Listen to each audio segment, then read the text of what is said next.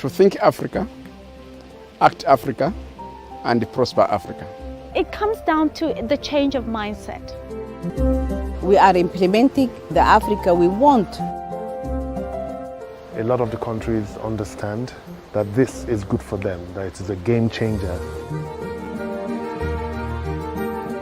This is an historic moment for our continent.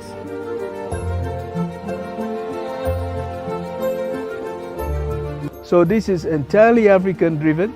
These African countries are making a treaty among themselves. We've been brought up with so many borders. You know, we have our little countries, we have our little economies, our little sectors. We have so many things that divide us, and I think this is an opportunity to really push against those boundaries and to change them. I think you need to be very, very focused in what you are doing. Once you believe in what you are doing, you see, you should not take your either business or job as something that you must do. Okay, you must take it as it's part of your hobby. When you try a business and you start, you might have hiccups here and there, but it does not mean that that business is not going to work. There must be challenges. In fact, what I keep saying is that life without challenges is very, very boring.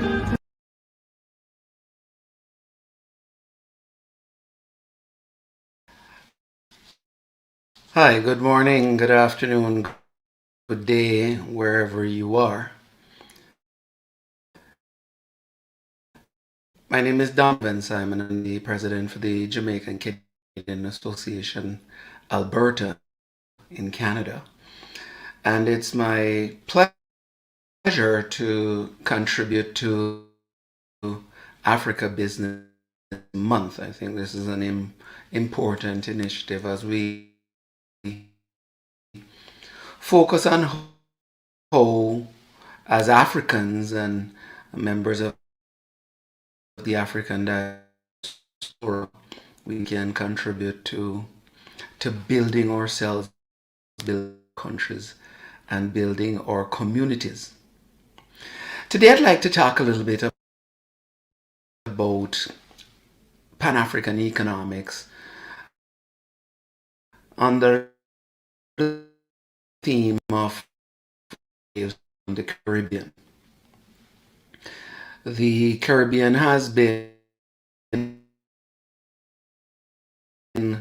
a offshoot of Africa through the slave trade and other things. And the diaspora isn't necessarily all situated in the Caribbean,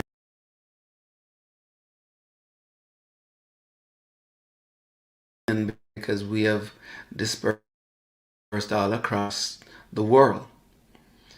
Canada, the United States, the United Kingdom, Europe, the African diaspora, you know, over 30 million strong, continues to make contributions to these countries. And the question is, how can we extract more from the diaspora to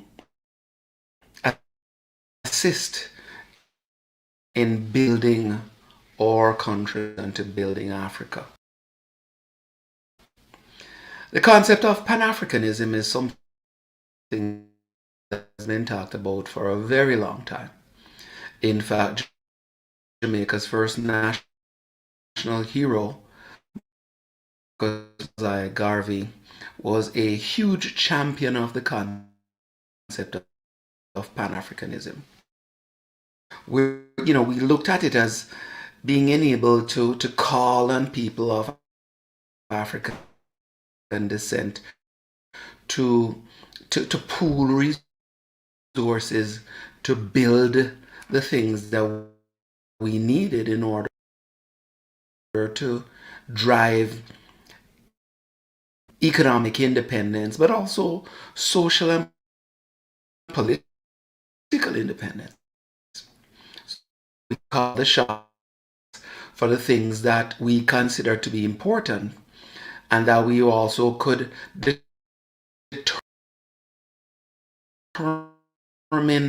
the priorities around how we build our countries, build our people, promote our culture, etc.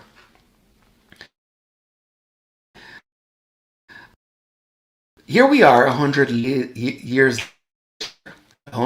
after Garvey, and we're still having the same conversation. We're still possibly asking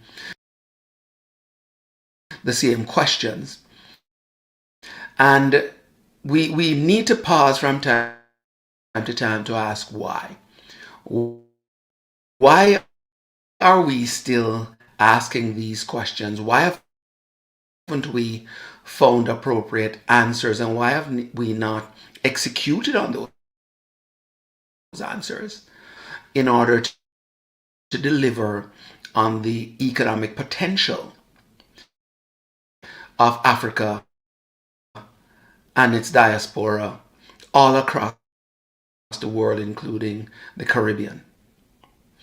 There are a couple of thoughts that I have around some of the training today that I'd like to focus on and pull our minds into for the next number of minutes. One of them is the digital revolution and the proliferation of connected technologies. You and I are connecting today via technology. I am likely to never meet many of you, even though I wish I could. And we're riding on this wave of connected technology.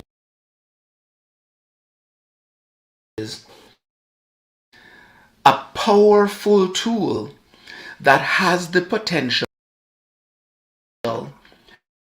to create opportunities for us as a people to build economic value and to drive wealth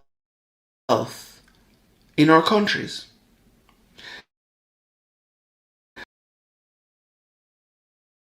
The internet gives us this opportunity around sharing products.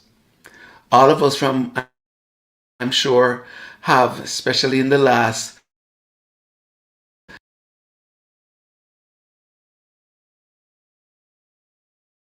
20 months with COVID, have gone online and purchased something. We have gone online and we have been entertained. We have gone online and we have gained knowledge.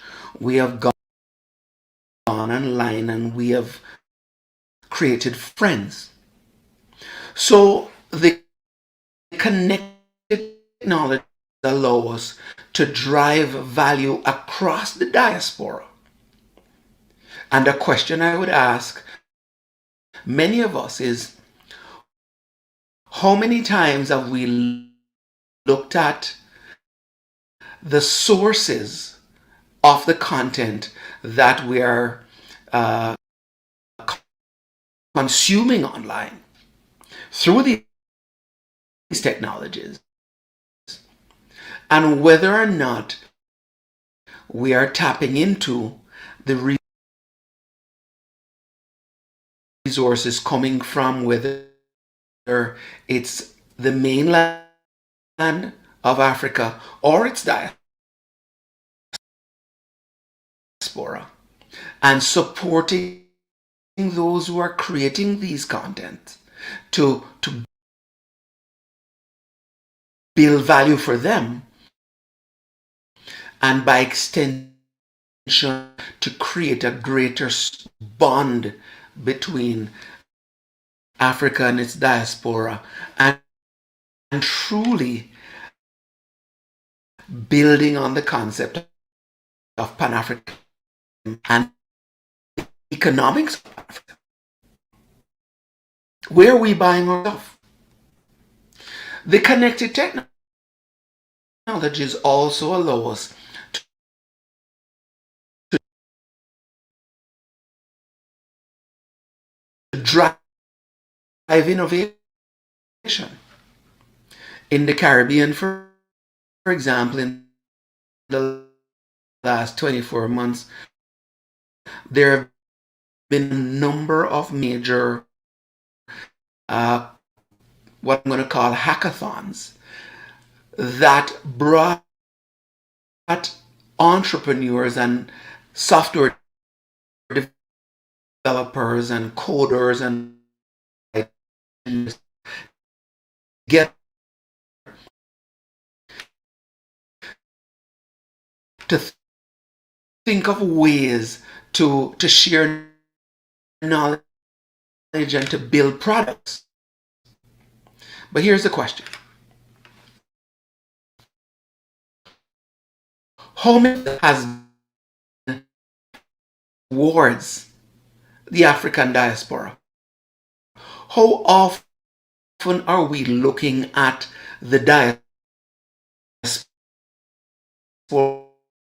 as a market for our IQ, for the products of our dreams?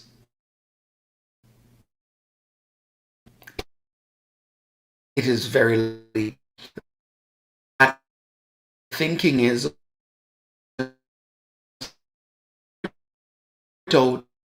it's going to the Amazon model, for want of a better term,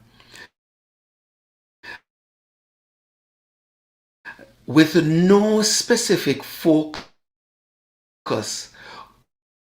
on Africanism and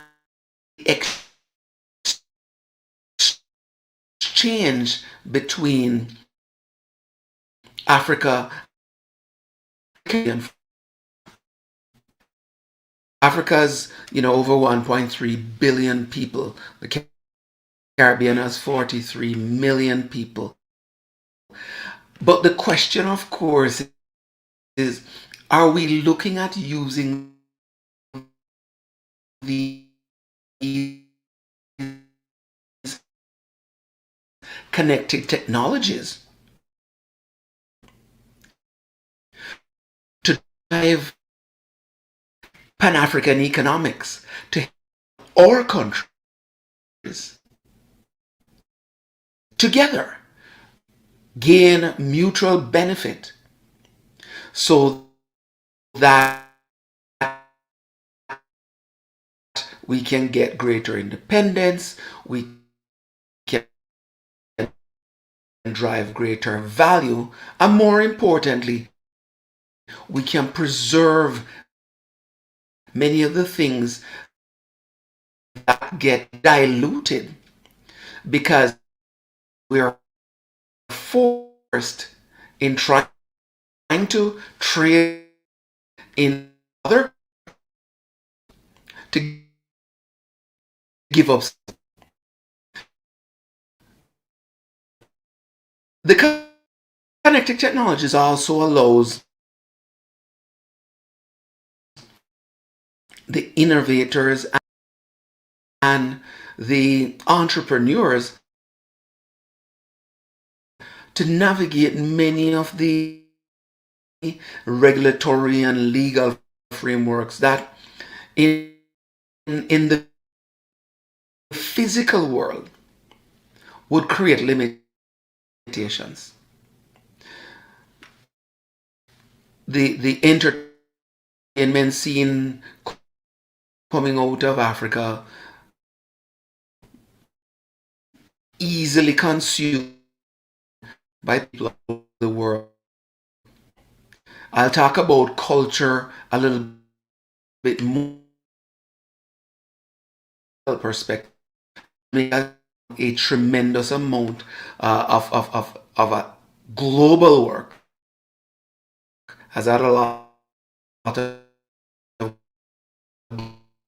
global significance through culture and that cultural exchange.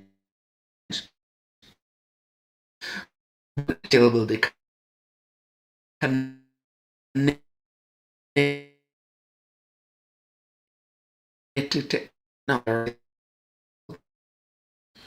do allow us more for the magic question is, are we seeing it that way? Are we able to jump on the wave, especially now where there's greater comfort, there's greater investment,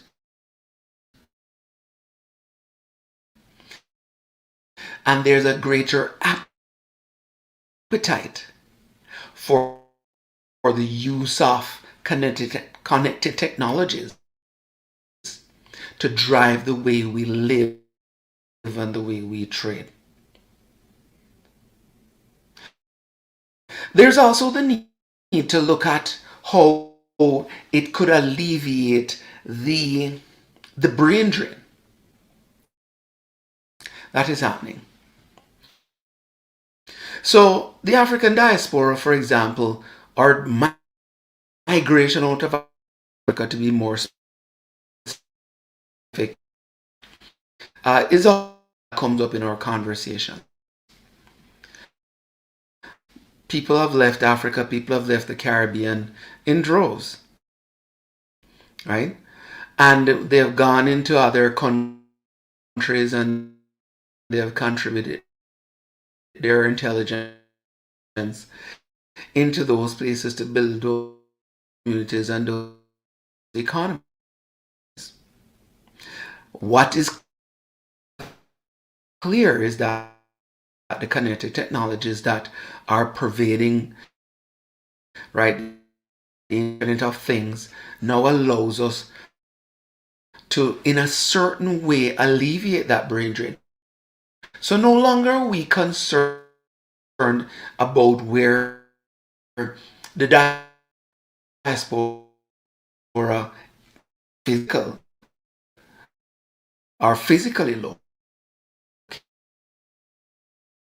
Why do we care? So whether or not you're in South Africa, whether you're in Nigeria, whether you're in Jamaica, Trinidad, Barbados, is of little consequence if we can use these technologies to connect with and to drive our economies or communities with the knowledge that we gained wherever we get. So these technologies now allow us to alleviate some of the concern about brain drain. I can have a webinar with somebody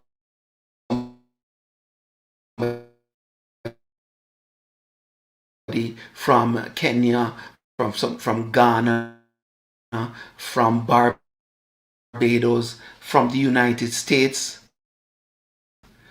on a virtual platform that can then be consumed by the entire globe. There needs to be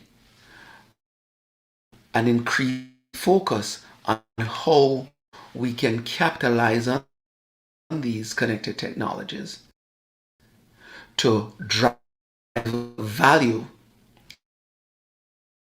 into our different economies. And I think it will also our starting or demand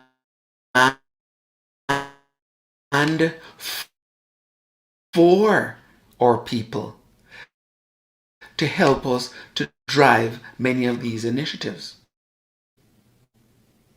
You can find a biochemist who is residing in Boston, who was originally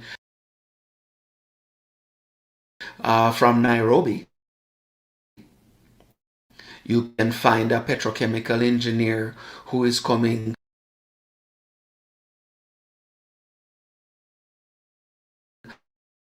out of Accra. You can find a geologist out of Kingston, or you can find a metaphysicist out of Port of Spain, Trinidad, to fuel your idea, to create collaboration, and to build value for all of us. Here's another topic that we can look at, and it's the bilateral the bilateral cooperation and commerce. So the Caribbean has had diplomatic relations with many of the countries in Africa for many, many years. There are embassies, there are consulates all over. And while it's important to maintain the diplomatic connections,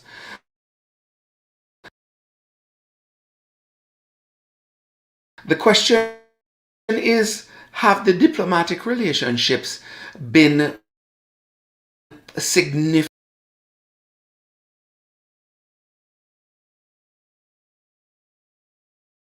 enough in stimulating a meaningful amount of trade and the exchange of economic value? The last time I spoke to Africa Month, or I participated, I spoke about how limited the amount of trade between Africa and the Caribbean is. It's less than 2%. We trade primarily with the United States of America and Europe. And the question now, as I mentioned earlier, with connected technologies, is can we raise the bar on the diplomacy and look for more outcomes from bilateral cooperation and move it also into bilateral commerce? Is there a place for diasporic tourism, for example? Is there a place for more technical assistance fueled on the wave of the technological advancements that are in place to allow our countries to be more than just figurehead diplomatic or connected in a diplomatic way by just figureheads, but more fundamentally connected through commerce, through trade, through learning, in official ways, where the next memorandum of understanding or the next communique between Nigeria and Kingston, or between Bridgetown, Barbados, and Johannesburg, is built on both the diplomatic relationship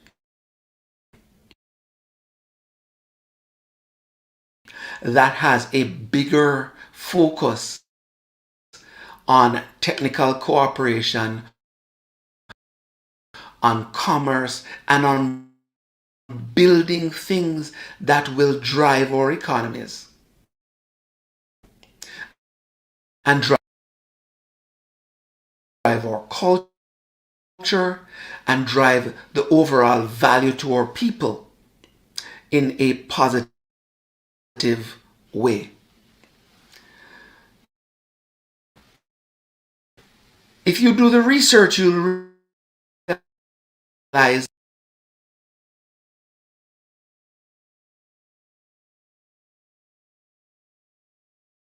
that the diaspora continues, and always, I'm sure, will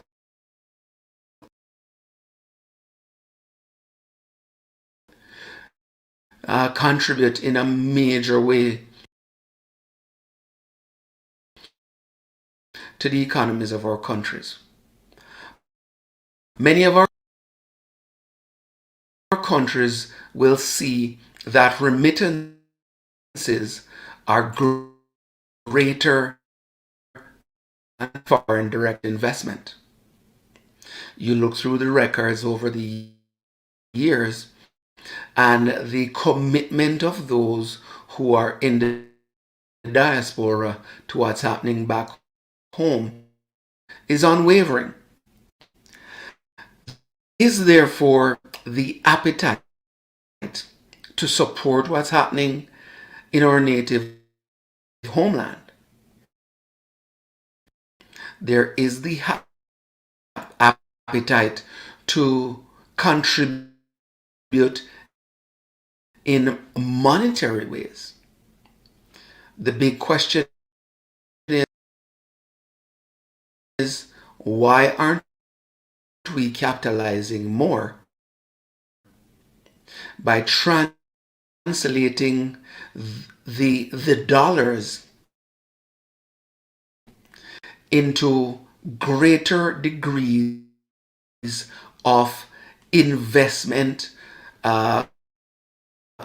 greater degrees of concern about social development, greater degrees of concern about the promotion of our culture and monetizing it in a way across, again, I'm going to go back to the technologies, riding those waves so that we can use them to build that value, I think, that all of us are looking for our countries.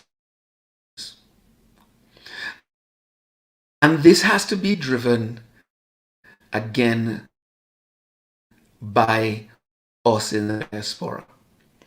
The Africans, the Caribbean people, everybody who has chosen to become a part of the diaspora has a role to play in driving that value, in driving our economies, in driving our countries, in driving our cultures to those markets and extracting value for them. Here's one other avenue that I want to challenge all of us as we think about Pan-African economics to focus on a little bit, and I call it cultural extension. We're from the same roots. And if you look at some of the things that are happening culturally, there's no question that we have made our mark on the world.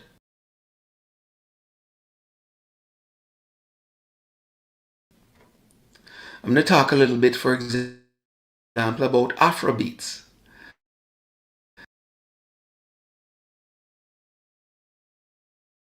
The music continues to raise eyebrows and to create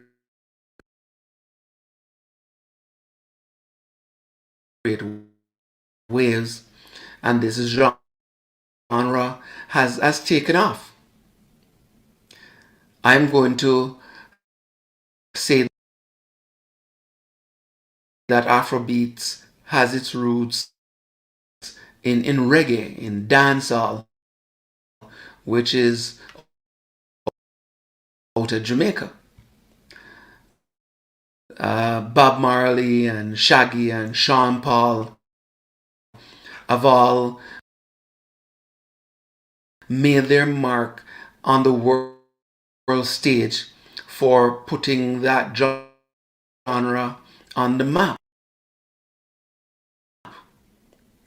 Bob Marley, many years after his death, continues to be an icon, a cultural icon for the world. And that's important because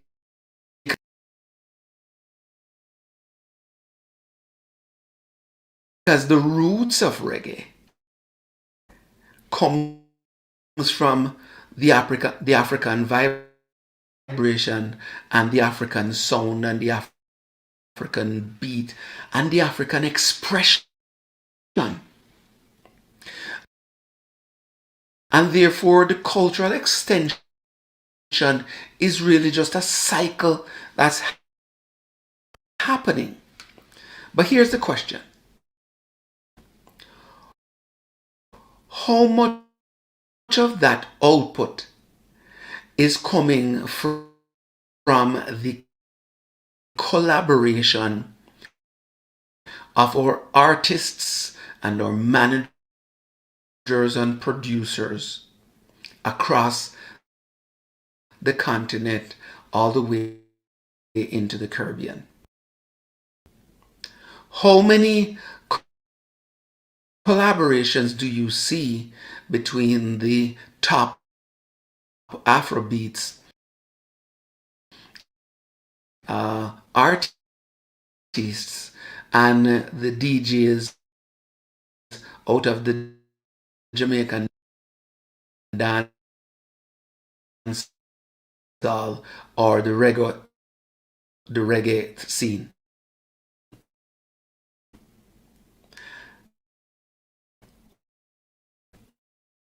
It is very likely when you think about it that your answer is going to be not many. And the question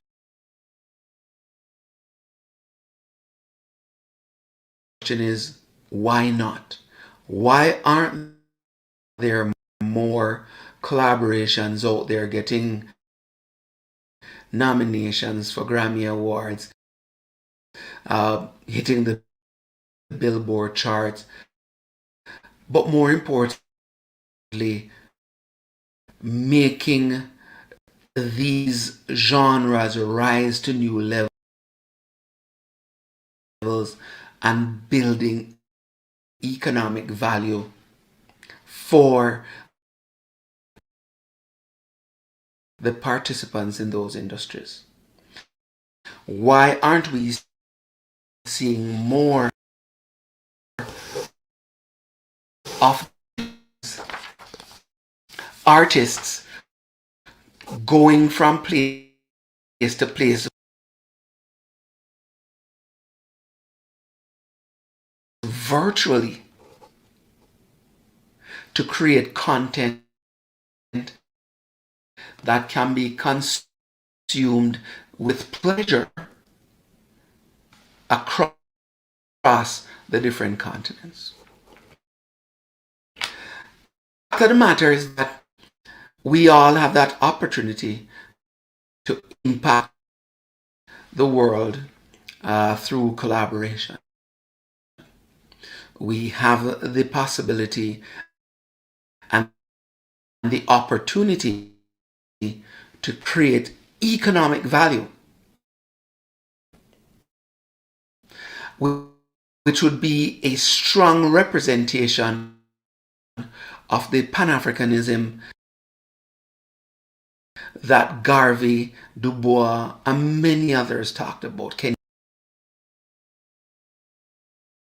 Kenyatta, name it. Opportunity to build greater independence through these different channels. Whether it's tourism, whether it's entertainment, whether it's knowledge, whether it's data, all of these pools of opportunity are sitting in front of us that we can capitalize on, that we can make available across the waves to our brothers and sisters in different places that they've chosen to be.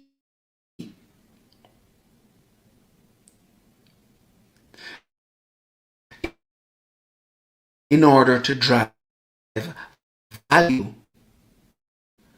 to all our peoples wherever they are. On all sides of the equator, there are a number of opportunities. And if there are three things that I'm going to ask you to remember from this conversation, here they are. One, the technology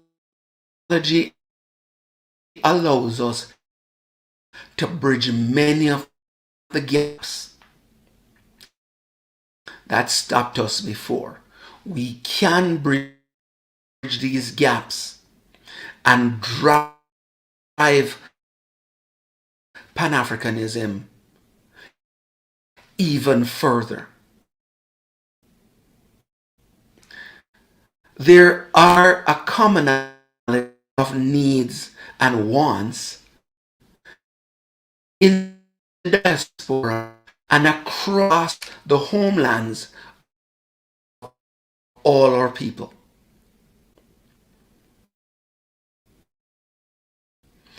We consume every day from other sources. So therefore the question is not about needs and wants. The question is about where does it come from, and can we as a people, we talk about and focus in African Business Month, can we as a people build the supply to meet the demand that is clearly there? Can we capitalize on the technologies that are available, the diplomatic channels are available to meet those needs and wants from wherever we are? And last but not least, that there is I think that Africa is at a point of opportunity. Culture and Africa connections. has no automatic future. Africa is not on autopilot to some gilded age, as a lot of people seem to think. What is being rather prematurely, perhaps you might even say falsely, celebrated as Africa's rise is Been going to Africa. I think that For Africa many is at a point of opportunity. large sellout concerts that create great energy and entertainment and fun for the audiences.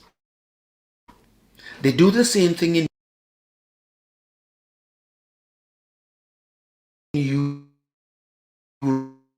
Europe, and they do the same thing for other audiences.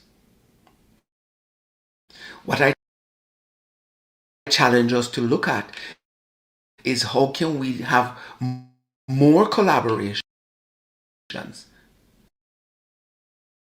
How can we have greater exchange of knowledge and technology between our peoples to drive activity within the Pan-African network to give outcomes and the outputs that we're looking for. We can bridge the gap. We can do more within the Pan-African framework for our cultures. The 1.3 billion people that live in Africa, the 43 million people that live in the Caribbean, and the about 50 million African people of African descent who are in the diaspora can be easily connected on the waves that are out there that we're riding every day. Whether it's on TikTok, whether it's on Instagram, whether it's on Facebook, whether it's on Snapchat, you name it. The platforms exist to allow us to do more, significantly more, around Pan-African economics from either side of the equation. So the coder in Kingston, Jamaica, the coder in Bridgetown, Barbados, the coder in Port of Spain, Trinidad and Tobago can easily connect with somebody out of Ghana, out of Kenya, out of South Africa, out of Nigeria, you name it.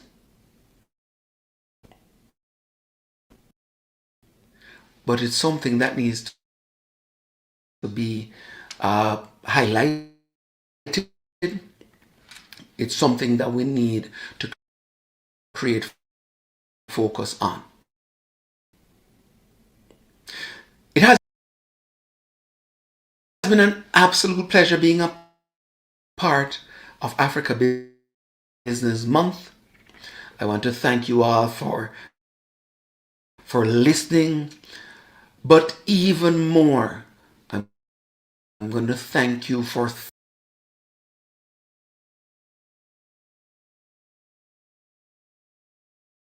thinking about how can we build, how can we do more, how can we ensure that as a people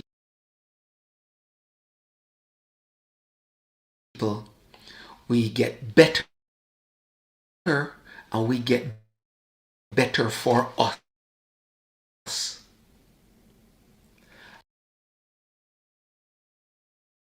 Let that be the thought you walk away with? How can we do more to get better for us? Thank you. Stay well. Stay safe. Until next time.